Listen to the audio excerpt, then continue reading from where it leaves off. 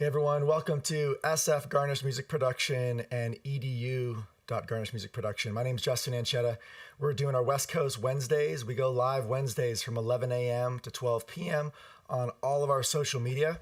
We are an online and in-studio boutique electronic music production school. We have 8 locations worldwide. So if you like what you see here, please like, subscribe, follow us, and you're welcome to take some of our classes. We have short 36-hour classes and workshops. And then we also have longer producer program, 120 hours, and our academy is 360 plus hours. So please contact us. There's a bunch of links. I'm actually going to show you guys right now. Let's get into this right now. So this is my Ableton session we're about to get into, but before that, let's just get into a little bit of the website. So this is one of the websites, the sf.garnish music production location. And as you can see, it shows all of our different options in the drop-down when you go to this, all the production courses in the center here. Online options, and then our different DAWs, mixing and mastering, sound design, and so forth. In these larger programs, the Songwriting, Electronic Music Production Academy, you get into theory, you get into songwriting, you get into the upper grades 6 through 8 of our Ableton curriculum. And yeah, there's just a lot more beat production, etc. So yeah, please contact us if you're interested. And today we're in this session in Ableton Live 10. Actually, we're in 11 now because it just came out. And I'll tell you a few new features highlighted today in the 11. Pretty cool.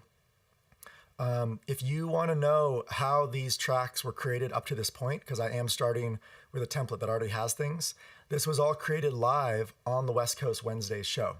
So check out our YouTube page and you can see our playlist for West Coast Wednesdays and you can get involved.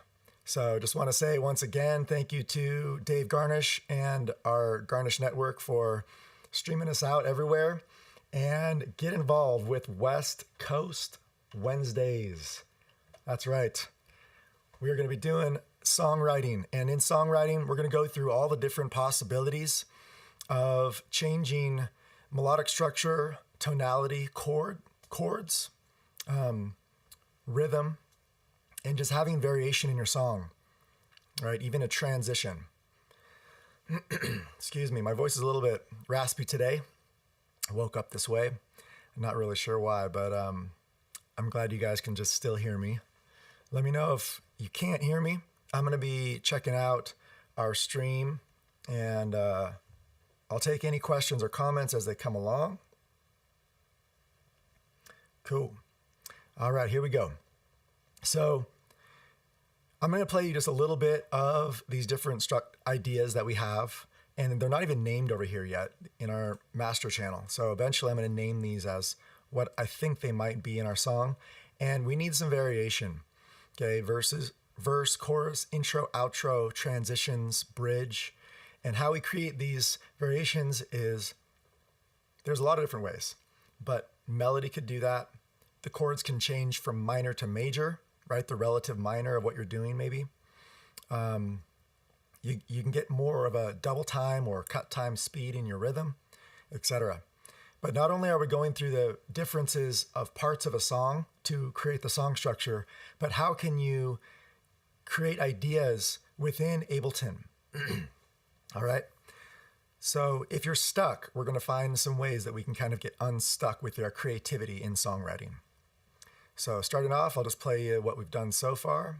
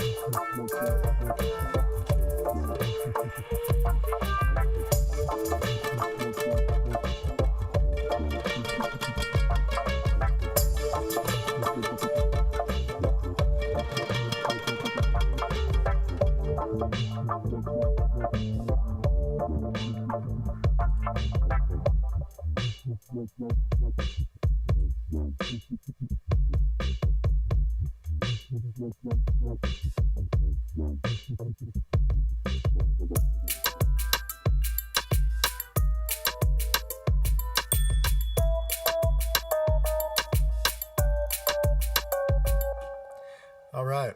So when it gets to this area here, this is actually a whole new idea. So I'm just going to color code this as something new. You can just right click and create any color you want. What we're going to be dealing with is how do we create some variation in this top area? Because all of this green is one kind of hip hop feel idea that we've been creating through the West Coast Wednesdays, and we need some variation. All right. I noticed that in tonality, we are staying mostly on the tonic in the key that we're in. There's a couple different ways to find out which key you're in. And this is really important for being able to change your chord and make sense of it. This is where theory really comes in. So if you don't have any piano background, I really suggest, just doing a little bit of theory. You don't need to learn how to play the piano, but just being able to pick out your triads and your scales and knowing which sharps and flats are in which scale. So what I often do to make sure I know which key I'm in is I go to a melody instrument such as this Suitcase keyboard sound, and you can you can kind of see what these notes are made out of, right? You can highlight any note, okay, and it says A4, F, and D, okay, so no sharps or flats. Okay, then it varies to C, E, and G. All right, so what I'm guessing is that this has to be a key that doesn't have sharps or flats of those specific keys. All right, and often, a kind of a teller is that maybe where you start might be your tonal chord, but that obviously might be a inversion chord too, which means that your main tonic is going to be up above on one of these right here. I'll make this a little bit bigger so we can see it. I'm going to also fold it by pressing this button right here, and it just kind of allows that to be a little more visible. It only shows the notes that we've played. All right, so this is also another way is that if you just fold it, you can see almost the scale come in to this location right here. We're missing a B, for example. And I do believe, since I did this song, this is reminding me that we are in the key of D, right? That's our tonic right there. D minor, because here's our F. That would be an F sharp if it was a D major, right? A major triad on the piano. So if it's a D minor, I know that there's a B flat. So on the push 2 that I'm using, you don't really need to know too much of this theory. You can just literally say, okay, I'm in the key of D minor, and it will put that out there on the push. But if you have a keyboard as your MIDI device, it's really nice to know which sharps and flats you're using so that you can have your chord changes move to things that are purposely creating a harmony, or you can purposely create a dissonance. Sometimes accidents are also a way to create a song, and I'll get into that a little bit too. But like I said, having that intentionality is helpful. All right, so once again, we're in the key of D minor. What's really important about that is now that we know that we're in the key of D minor, we can then figure out which relative chords may work to go to, such as the 5 of that. All right. So I'm also going to be checking out our Slack channel. If you guys want to be involved with us, here, I'm going to go over here. It's going to pop up on a different screen, hopefully. But this is going to allow us to be in touch with you. We have a Slack channel for all of our learners. So once you sign up, you can sign up for our Slack channel. And even before that, you can join us for our Beer and Beats. It's Tuesdays, 6 to 9 p.m. And there's a Discord channel that you can join right away. Check us out on Discord. I believe our links should be below. And yeah, looks like everything is still going all right. Just want to make sure this is streaming live. Okay, so here we are, D minor, and we're talking about where we can move our chord to. Okay, and like I said, the 5, right? It's 5 notes up in the scale, so you just count up. Okay, D, E, F, G, A, right? And that A is listed right here because that's my triad. Okay, so we could potentially move to the 5 chord. Another key that could be good is the 4, right, which would be on the G. So 1, 4, 5, that whole blues and rock feel. It's not going to sound like that because this song is definitely not that, but the chords and where you go can definitely help out. So let's go ahead and just listen to this a little bit.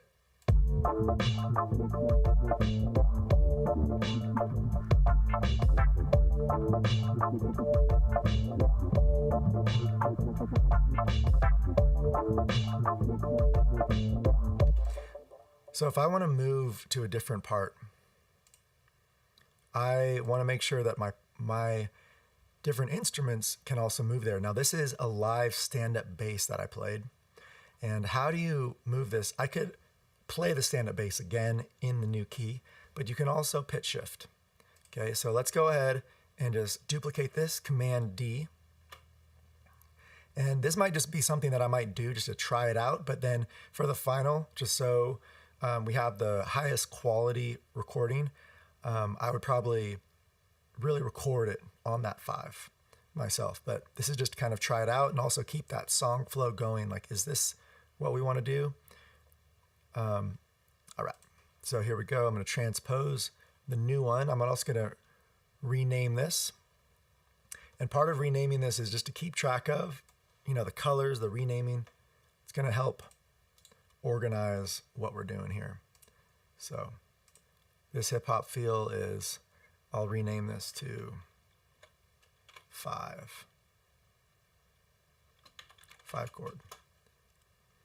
It looks like we have a guitar to change. We have a lot of things.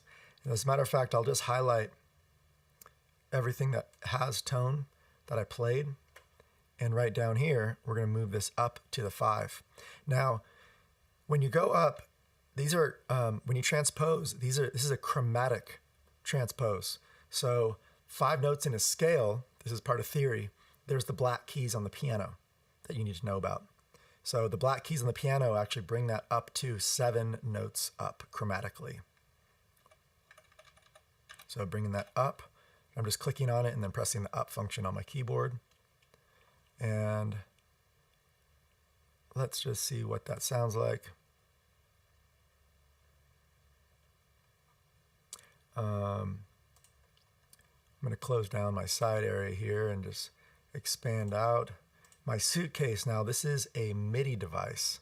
So MIDI means that it has to be moved up manually by going Command A and going 1, 2, 3, 4, 5, 6, 7. And that didn't move because I'm folded. Let's try that again. Command A, 1, 2, 3, 4, 5, 6, 7. Okay, now we're moved up. Let's see how that sounds. Now, also remember that going from a 1 to 5 often works out like this. If you do like a 2, a 3, right, chord instead, it might not work out because the whole chord pattern may change, right? And I'll tell you a little bit more about that.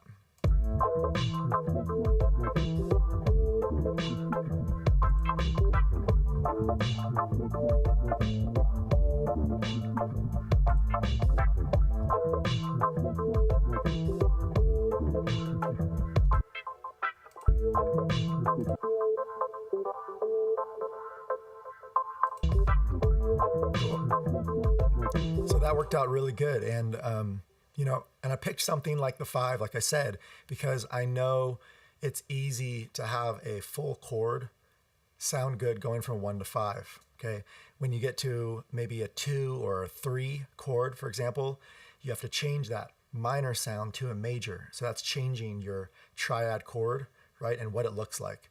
So just a little bit of theory around that. A triad chord, the 1, 3, 5 that we were looking at, it's so cool that you can actually learn theory looking at MIDI like this. Okay, let me try and expand this out for you guys. And I do want this to be, let me see if I can do this. No, that's not working. All right. There we go. All right, so you can kind of see a little bit more of that. What I want you guys to see right here is the difference in this note to this note, right? You can see that it is a minor triad on the bottom from our note here, which is the A, to our next note, which is the C. That's our minor triad.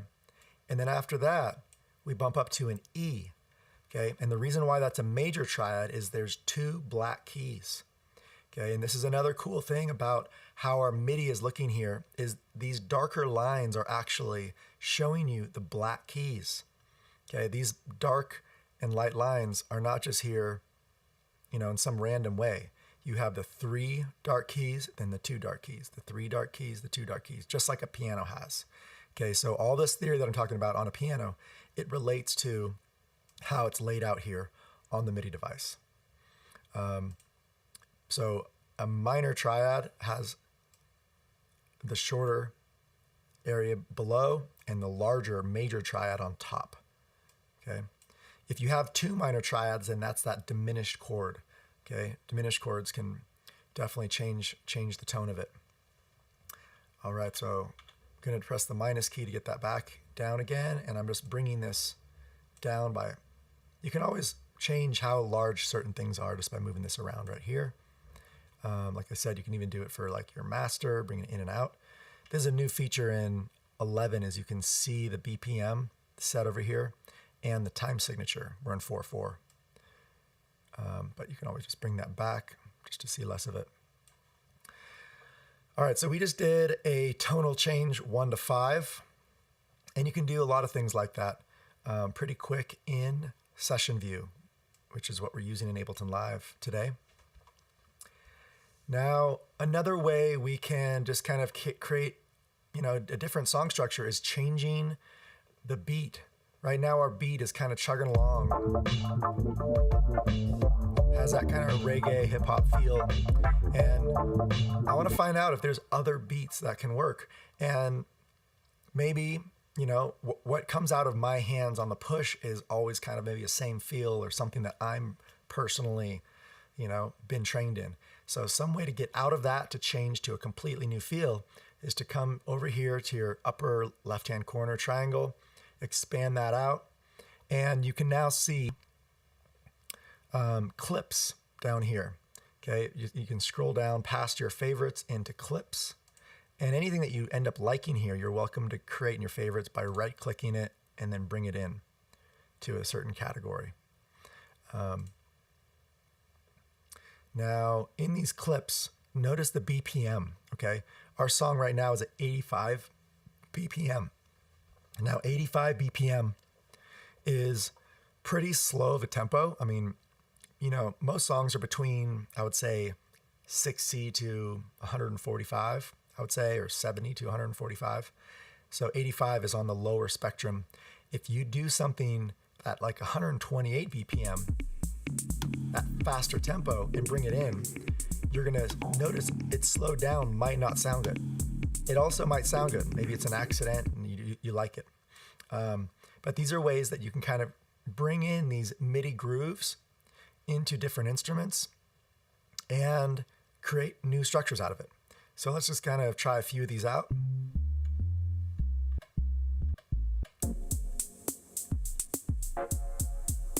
"105 is pretty close to 85, but it's still pretty high. I'm gonna go down to 94 here.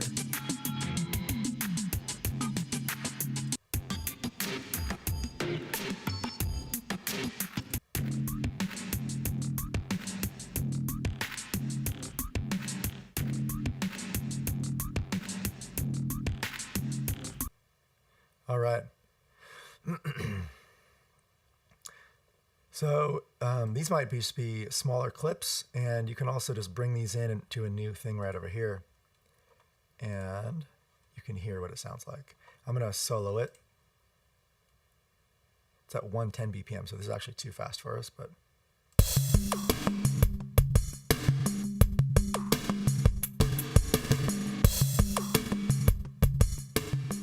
okay, you can take something like this, bring in the background, put some reverb on it, on my sends. Maybe that's what we get into when we go to 5.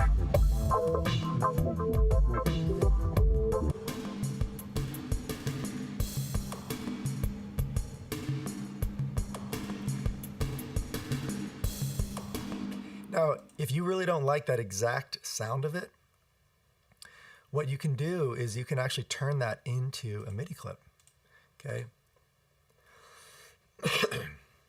Excuse me. So we're going to right click, convert to new MIDI track, okay? And what it's doing is going to create a new MIDI track right next to it. And the drum sounds, it's generic right now, but it lays it out for you so you can then bring that in. I'm going to solo this new one over here now and just listen to this alone.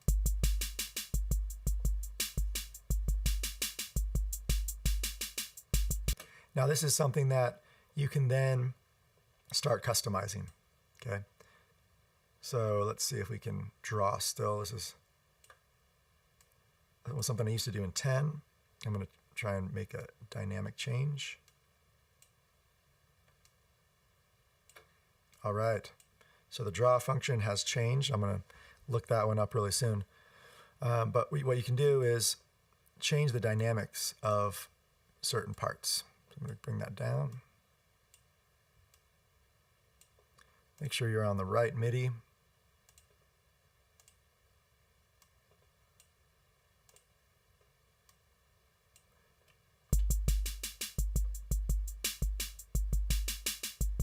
Now that also isn't the sound that I want, so we can actually go into our drum racks and just change it out. An easy way to change this out is by doing a swap. So I'm clicking on this channel up here, which is the drums, the generic MIDI drums we just created. Down in the left-hand corner, I'm then going to swap instrument mode.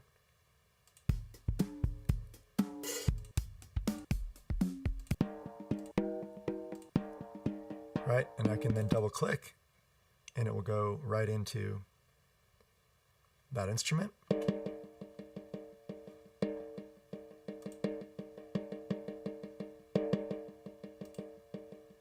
Now some of these won't actually sound the same because it's not the same MIDI note, so you can actually move these MIDI notes to where you want to be.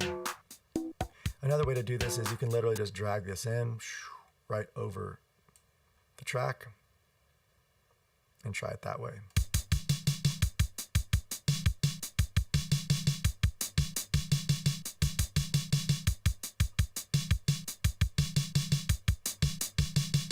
Now, if you don't like the certain sounds of it, you can actually just change out specific areas of your instrument. This is the 505 Classic kit we just brought in. Now, while I play this snare right here, we can either manipulate this snare to what we want, maybe transpose it up,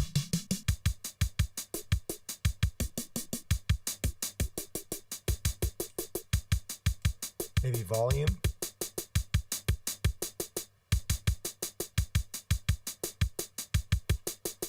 and let's put some effects on this.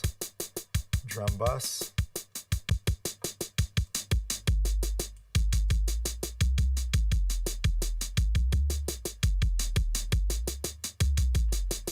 Now this is something that I want to actually automate a little bit of.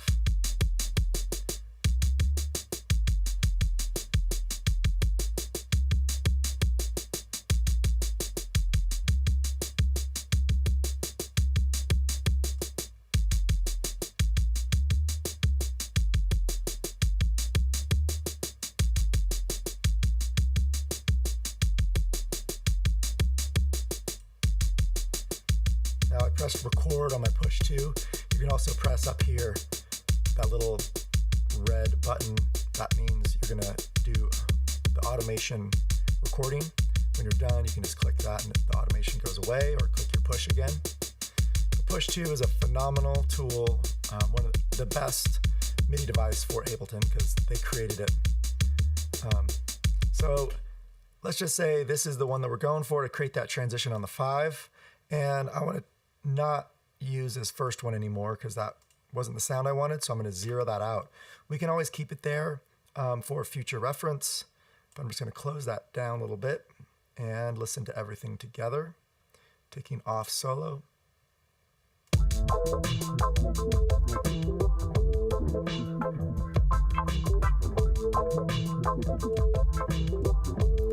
Hi-hat seems a little rough to me, so I'm going to bring on a groove, changing my groove to something that I preset over here.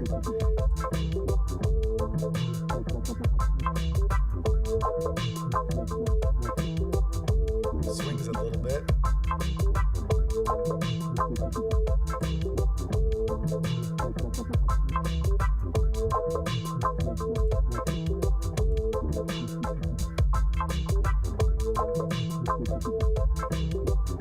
And committing that, when you commit the groove, it will adjust the MIDI just a little bit to have that feel and the swing I want. So what I did with this groove is something, I created a template here for myself in my groove pool, and it's up here in the left-hand side. These are all your grooves. I just started with the basic 16th note, and then I changed the quantization, timing, random, velocity to what I liked. So these settings right here, if you like them, you're welcome to just copy these settings, right? 80, 30, 10, 20, right? And it's 16th note. And that's a cool feel. It changed where the hi-hat had feel. Otherwise, it was really kind of in your face. And we wanted that kind of natural feel of like strong notes and soft notes. And that changed the velocities, which you see right down here. Right? These are all the velocities. All right, so let's just do an A-B of our two parts here. And let's put our riser in as a transition. So I'll copy this down. Copy. Start that with the riser. And we're watching this riser because we want to know where it comes in. It's like it's 4 measures. 2, 3, 4.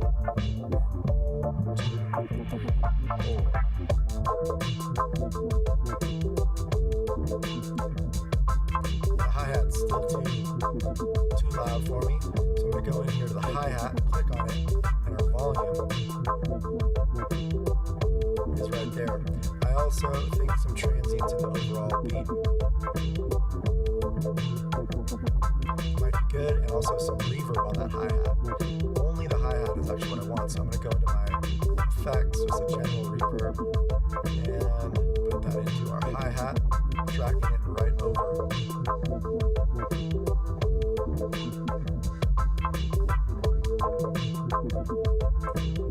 Cut out the lows, keep the highs.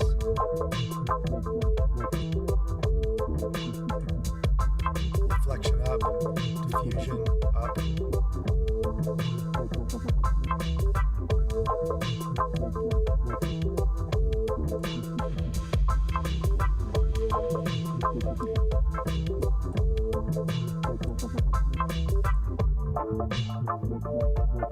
So this riser I only want in certain times. I don't want it all the time. So what I was thinking is actually, instead of having it here, I'm just going to move it to its own channel and create it as a quick riser. Okay, so this is a function that I can just cue when I want to. And it's just going to be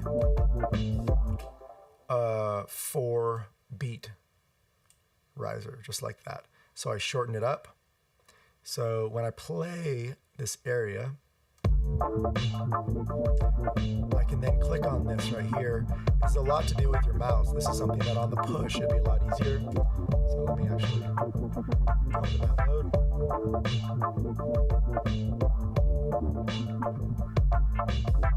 All right, I'm on the push right now.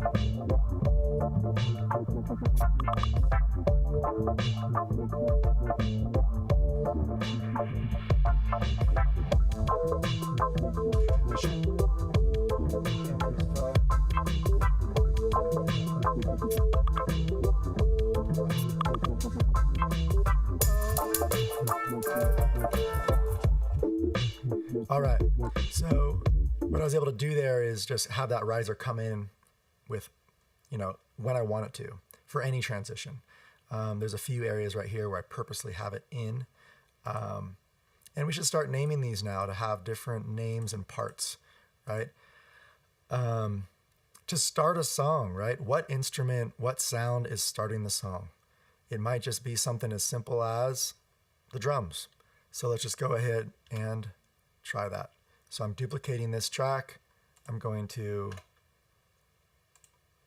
or duplicating that scene and taking everything out except the drums.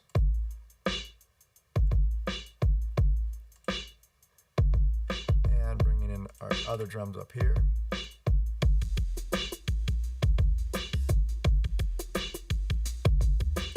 Too busy. But there might be something now we could actually play on this drum right here. Let's find out. I'm going to get over to my push.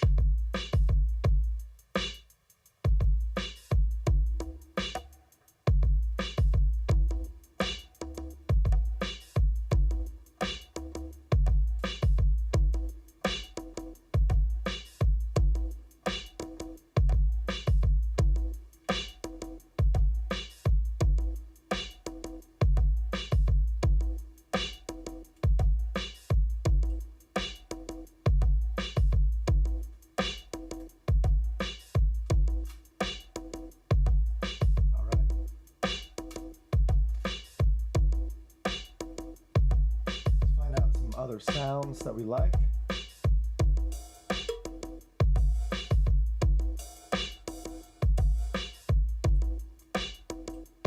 ahead and bring that down there. Actually, let's duplicate this whole part out. There's a feature on push just to duplicate that out.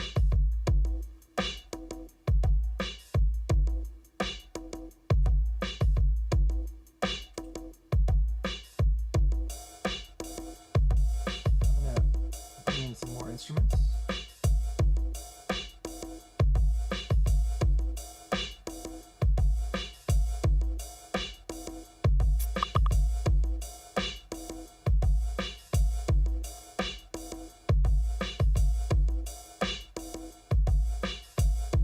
Nice. All right, so we have a little bit of an intro of our beat.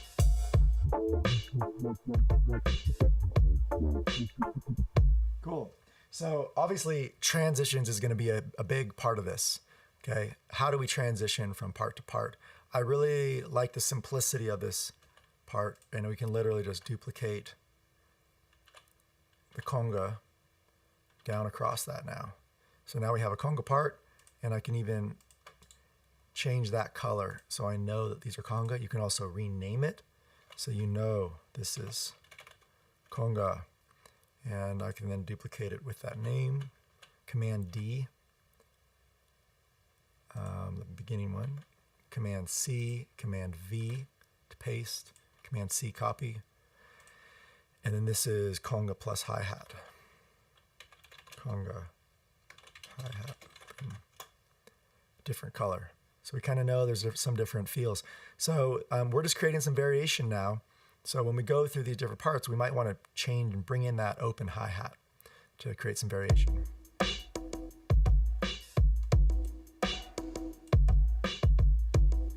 Now, if you're a DJ or even if you're a live musician and you want to learn some DJ tricks, right? I have a master chain on my effect.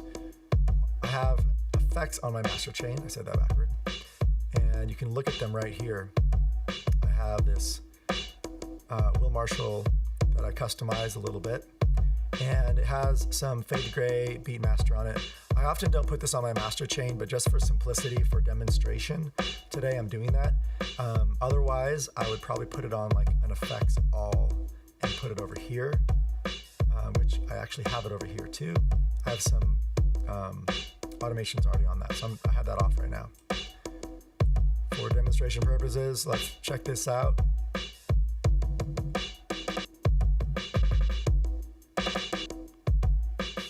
Right, so that actually might be the transition, right? Is just literally having that spin out at a certain point. Now, if you want these to be automated on a certain channel, you actually have to put that effect onto that channel or resample it to a separate location, okay? What I can do is if I do like it just for a certain part of this, like such as I liked it on the conga to kind of like put that beat masher on, it almost sounds like a little solo that we could do. I'm gonna copy this, Command C, right into my 505 Classic and paste that audio effect. It's at the very end of my change, so my drum bus and then my DJ effects are right after that. And I also wanna make sure that this right here is the length that I want, because right now it's pretty short. I'm gonna duplicate this, Command D. Okay, every time it doubles it. And let's make this pretty long. Okay, this is 8 measures of that. And what I want to do is have it build up with this effect that we just copied from our master channel. And I want to use the beat masher.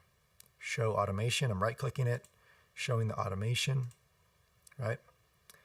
And we're going to get into figuring out when we want this in. So notice how in our effects, the beat masher is right here. You can also get to it from this location too if you want. And we're going to turn it on at the very end, right over here. And we're going to create some variation. So let's just kind of listen to what that sounds like.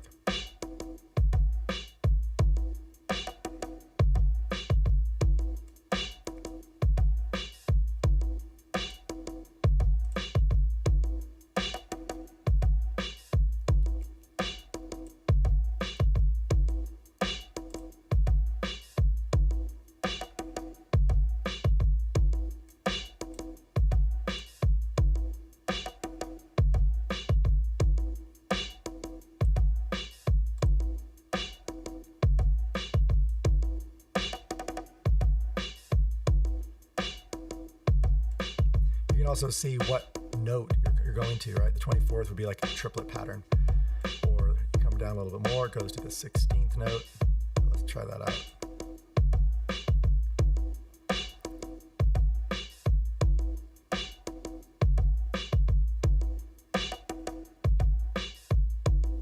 All right, so I think I'm gonna make more of this more drastic so we can kind of hear that transition. In the ending, I might do something a little bit less, but right. So I just want to make sure you guys hear that's coming out, that little transition in the conga, right? It's almost like a live conga player makes that transition to the next part. Now, with this, I want to automate it, okay? So that this changes after 8 measures. Okay, so now I'm going to go into a master channel. This is something new in Ableton 11. There's ways around it. You'd have to actually select all your channels, all your scenes in session view and change them together for a follow action. But now in Ableton 11, you can just go to your master channel and create a follow action. Okay, it says, and I highlight the follow action. I say, go to next track. Action time, let's say 8 measures. Okay, so let's find out how that goes. Now notice how when I do that, it's queuing up, and I know it's going to change after 8 measures.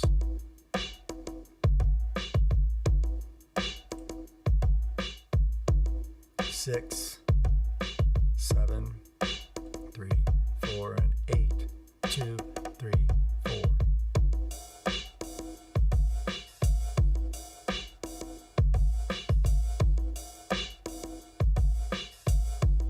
All right, so that's actually where I want to bring in the beat at that point, maybe some type of bass.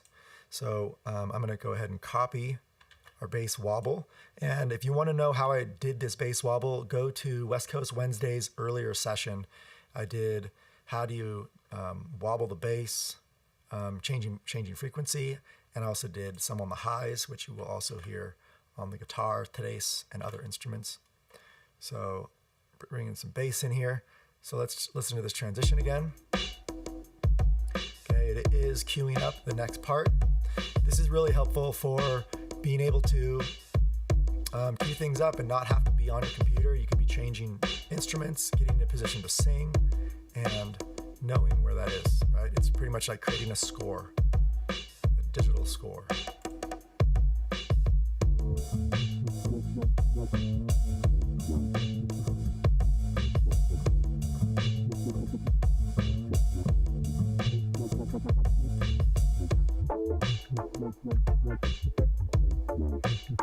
Right, and it breaks down. That's actually one of the things that I kind of liked here is that our hi-hat open that we put in can break down. It's a little bit loud for me though, so this is all the customizations you can do. Working with a digital audio workstation, it's a pretty incredible tool. And what the upgrades here of 11, having these different features here, could be confusing at first, but it is so crucial to know the difference, okay? If I want to work with highlighting just a specific area, right? These are my notes. I'm in the note mode. If I'm working with effects, then I'm highlighting an area to then bring up or down the effects, right? I'm on Beatmasher right now. And then also this is note expression. I'm not going to get into that too much right now, but I want to bring these notes down a little bit in volume velocity, okay? This is the velocity. So if I hit it quieter, it should be quieter. You can hear that transition. Let's just hear the difference while I'm playing with this. Right, pretty abrasive. And back.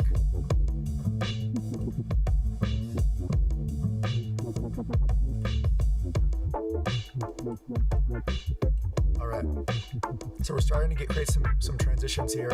We only have one chordal change, and that's really bothering me right now. So what I might do in between next Wednesday, 11 to 12, I might actually bring in a little bit more chord variation so I can demonstrate where I'd go with it.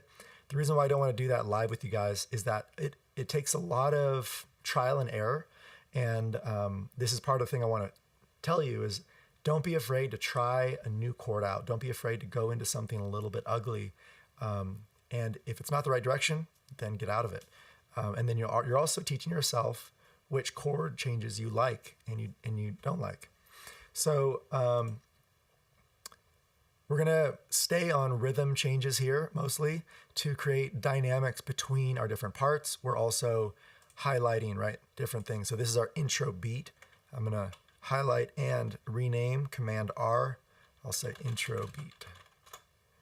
And then right here it goes into groove.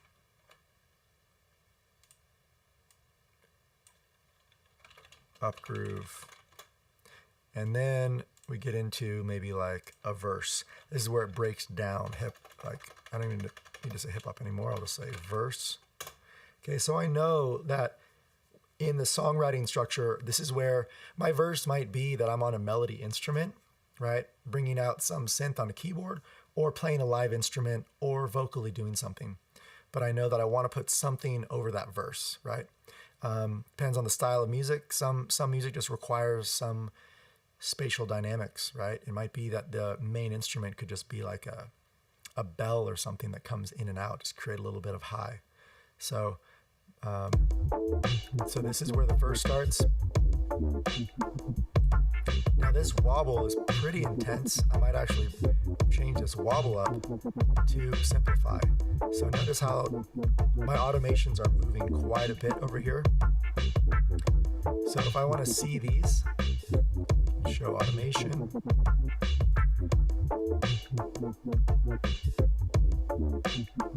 And it's showing where that all is. I'm going to highlight all of it, Command A. See where that goes.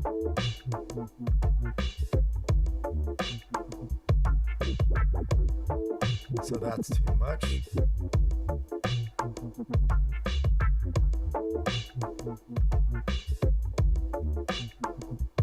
Bring it a little bit lower.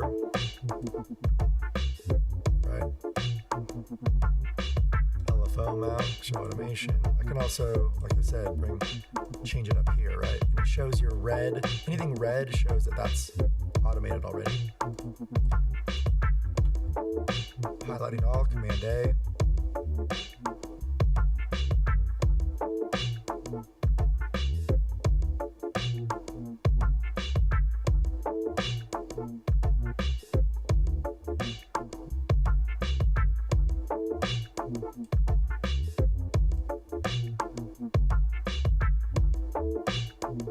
Just bring it a little bit lower, right?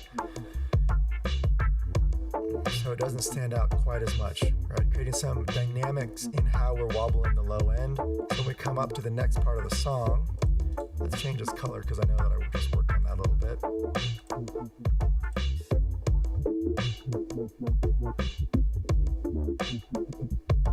This might even be like a verse increase.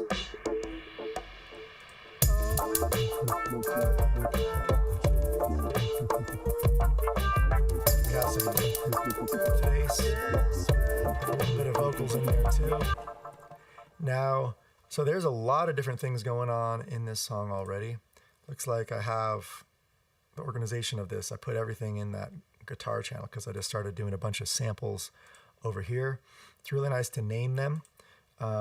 If you're just creative in your creative flow, you might not have time to name it right away, but it's nice to go back in and really name it so that you can start producing it, right? So this is bell and voice sample, rename. Bell and voice sample. Now this bell and voice sample, it feels really dry, and it is. So we're gonna create a little bit more dynamics by bringing in some specific effects into this channel. So I have one that I created a custom rack. And actually call it in my favorites, Racks Custom. And so this was for a shaker, but I'm gonna bring this right over here. Now what it is I have a couple different things going on here. Now you can see here that I have, there's a new feature in Ableton 11 where you can actually create different kind of visual areas of like parts that you like, so that you can actually create variation and variety just within one scene, right? So I have my frequency changing just a little bit there. And that variation is also going to show me how much I want to take out, right? In this auto filter, I'm cutting out the highs. So this is going to kind of bring my voice a little, crunch it up, kind of make it sound like I sang through like an old microphone. It's still highlighted. Let's listen to that. I have chances to go this way. Oh, I have chances to go this way. All right.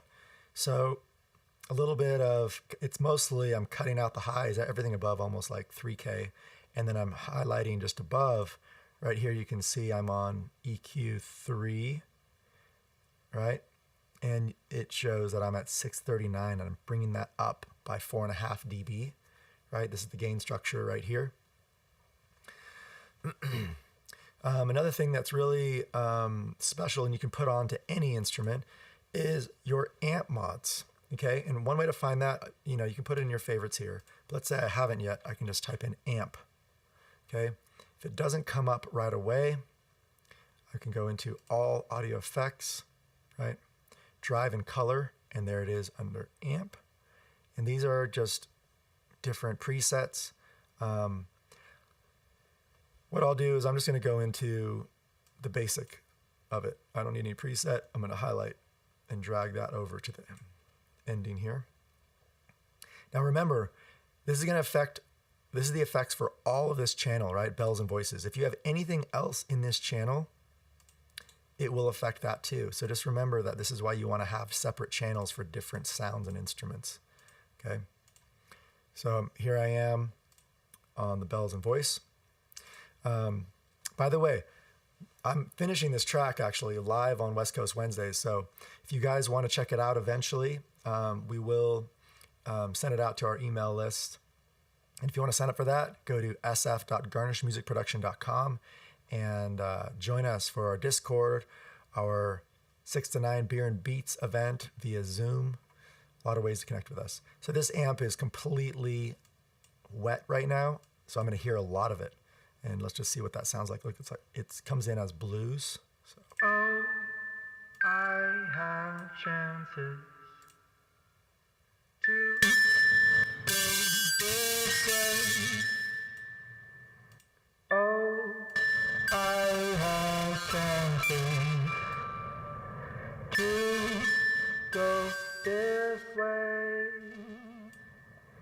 Oh, I have chances to go this way.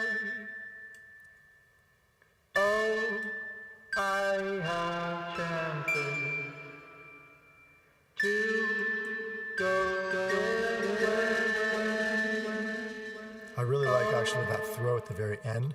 So this is a moment where I can actually automate that throw. Okay, so let's go into our, and actually this is a cool thing too, is that you can literally just click on anything and it will pop up in your effects. Highlight it. You don't even have to right click it and show automation, right? This is, I think, something new in Ableton 11 that is pretty cool. Now I want to make sure I throw this in the right spot, so I'm going to listen. So see how it changes to this little listen area when I drag over the top, and it will start when I click my mouse. Go this way. Okay, and I'm going to bring highlight and bring that up, and I want it to kind of fade that in gently. So I'm just creating some dot automation, and let's listen to that ending again.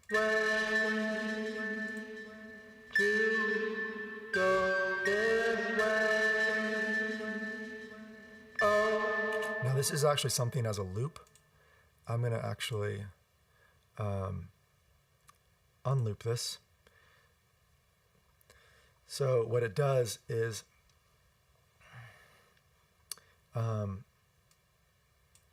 I can then just play this track. When I get to it, it'll play it one time and then turn off. Okay, I'm going to also rename that Bells and Voices here in case I do something else on that same channel. Now, something I just saw is linked region. Pretty cool is you can actually change the linked region of where your effects come in and out. New feature of Ableton 11. I'll get into more of Ableton 11 coming up here. It just came out in the past couple weeks, so it's pretty new to a lot of us. A lot of the features of, changing your BPM over here in your master scene, being able to automate your entire scene up here of multiple scenes in the entire row. Definitely helpful. There's been workarounds, using Clifix Pro and stuff in the past, but now it's just more visually pleasing to kind of see, hey, I want to change to 7 for, different time signature, different key, different BPM. It's all shown right here. So let's go ahead and play some of this out. And solo. So having that automation, like I said, this is where I can press play and get into the next instrument.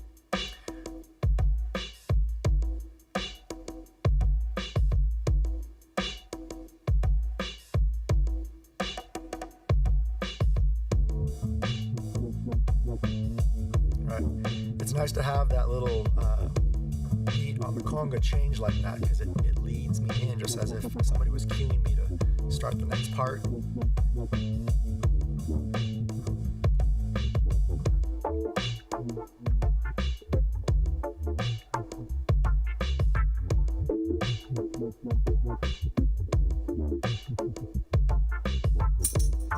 Bring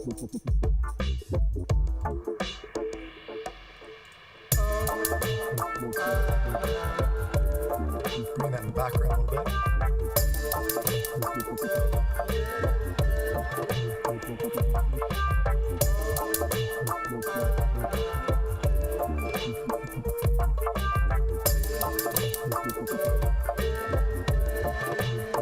Now I'm actually hearing that I like a lot of these effects possibly on some of these other channels. Now this is something that you can do yourself, is create your own effects chain. Okay, so notice how we have more in here now. We have our reverb and our amp that we added to that bells and voice. And what I want to do here is just make sure that this is all selected. We have our reverb, we're adding in our amp, and I'm going to go Command G. Now just like that, we now have a new effects chain. Okay, this does look a little bit confusing because now we have effects rack in an effects rack. Okay, another way to do that, I'm going to go Command Z, right, and undo that, is bring this amp into this effects chain. Okay, and you can even change where it is in the effects chain. So it was at the very end, right, just by dragging that over, and now it's inside the effects chain. Now that it's inside the effects chain, we can now save that effects chain, okay, as this is going to be rack 02. Now rack 02 is not in our favorite location yet. A lot of organizational stuff here that if you do this, you're really going to save a lot of time with your production. So right clicking on effects rack, the new one I just created, and dropping that into racks custom. So now anytime I want it, it's right there for me. And if you have an old one that you just updated and you're like, that's not useful, just go ahead and take it out, clear all colors, right? So next time I go in, it just has my new effects rack. Now I'm going to bring that into the channel I was just thinking about here, which is the shaker. And it was too bright, so that's why I wanted to bring this in. And also that reverb and that amp could do some things to it. Also going to name this shaker. It's my abbreviation for shaker. It's lowercase because it's not a group. It's just its own channel. And let's make it a different color. Nice way to know what you've worked on, right? If you've changed the color up. So let's go ahead and just listen to just that one channel, and way different.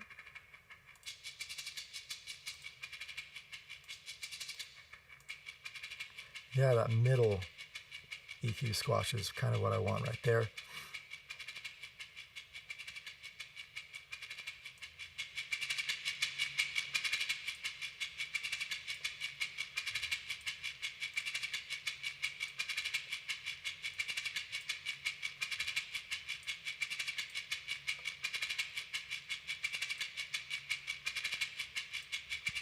All right.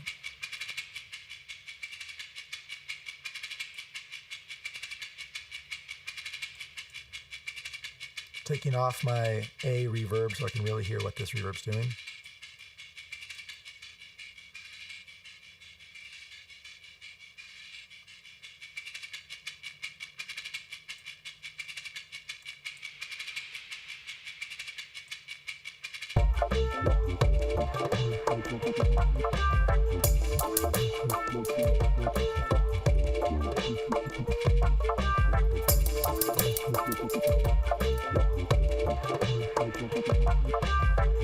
A lot of this could be automated as well in regard to balance.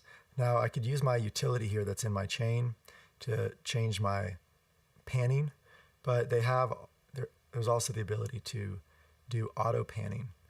So let's bring that auto panning in to the end of our chain. This might be an upgrade of our effects rack. I might want to just save this again and change our amount. So we're at 12 o'clock, so I'm going to wrap up here pretty soon. If you guys have any questions, please email sf@garnishmusicproduction.com. Happy to answer questions. And also thank you to Garnish Network and Garnish.tv for inviting us and hosting us weekly in 2021.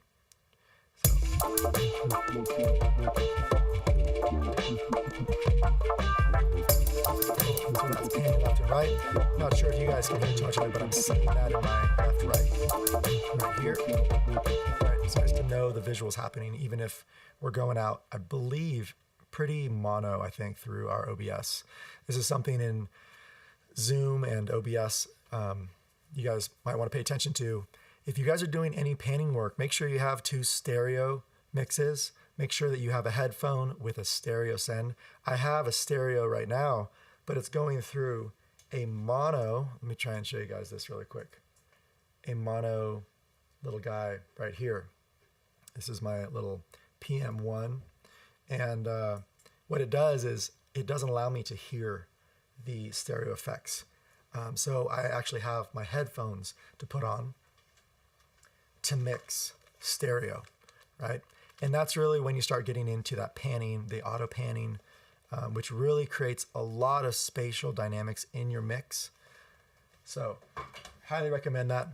In the songwriting today, I did get into a lot around the technicalities of moving around Ableton. And the reason why I wanted to focus a lot on that is that I just really wanted to highlight that if you treat your DAW as an instrument, right, and really learn it, learn the technicalities and the flow, that you're going to be able to get through songwriting and your creativity and your inspiration a lot easier. So once again, just start with a bunch of patience for yourself and know that this is a pretty complex digital audio workstation, and it's complex because it goes so deep into the capabilities of music manipulation and creating the exact sounds you want. If you want to learn more about how to do that, please contact us at sf.garnishmusicproduction.com. We're here to support you in any way that we can. So once again, my name's Justin, and I am one of the founders of the SF branch. There's locations worldwide. One of the benefits of being part of our academy is that people learning in San Francisco at our location can actually fly over to New York or Nashville and sit in on classes for free out in those locations. You guys can even redo classes to refresh on subject matter. If there's a certain teacher that you research in a specific location, you might even be able to do a Zoom class with them, which is also another way so you don't have to actually travel out to that location. But just a lot of resources to join our network and our community. One of the main reasons why we're going live so often during the pandemic and the quarantine is to really create this web of community in the music world that we've had for many years now. And we're just trying to get you guys involved in any way possible and, uplift where you're at. So wherever you're at is awesome, whether you're a beginner, intermediate, or even advanced. Please join our Discord and our discussions.